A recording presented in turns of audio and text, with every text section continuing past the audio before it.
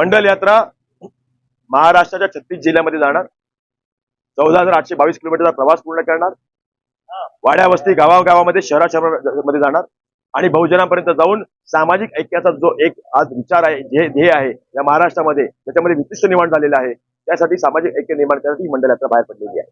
मंडल यात्रेला अत्यंत म्हणजे अनेक ठिकाणी त्या ठिकाणी रोखण्याचा प्रयत्न होतो. कितीही रोखण्याचा प्रयत्न झाला तरी मंडल यात्रा जाणार म्हणजे जाणार.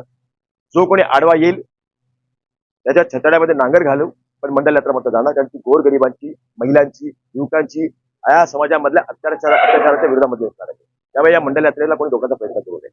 माझं सांगणं एवढंच आहे.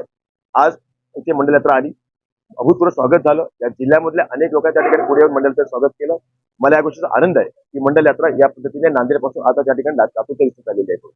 ही गोष्ट होत असताना त्या ठिकाणी संविधान असेल, देशाचा मूळ गाभा असेल, लोकशाही असेल, या सर्व संस्थेला टिकवण्याचं काम देखील त्या ठिकाणी मंडल यात्रेच्या माध्यमातून उद्देशित होईल. या यात्रेचा प्रवास किती 14,822 किलोमीटरचा प्रवास आहे. 36 जिल्ह्याचा जाणार आहे आणि तालुक्याचा जाणार आहे आणि गावागावाचा वाड्या वस्तीत. या मंडल यात्रेचा समारोप 18 सप्टेंबरला होईल मुंबईमध्ये. मुंबई या ठिकाणी होता. आम्ही तेजस्वी यादव यांना आमंत्रित करण्याच्या आहोत.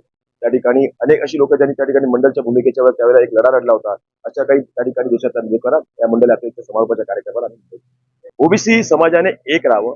सत्य काय आहे तर मंडल आहे, असत्य काय तर कमंडल आहे करून, धर्म काय आहे अधर्म काय याची ओळख घ्यावी करून ओबीसी समाजाने आता मात्र एकत्रित व्हावं. आपल्या न्यायिक हक्काचा लढा कोणी लढला होता, आपला न्यायिक हक्क कशामध्ये आहे याचा विचार करावा करून, आणि आपण आज ज्या पद्धतीने लोकांना भूलतापा दिला जातात, त्या ठिकाणी लोकांना बुमरँग केलं जातं, याच्यात या ओबीसीने बाहेर पडावं आणि ओबीसीने कोणाला त्या ठिकाणी बळी पडता कामा नये.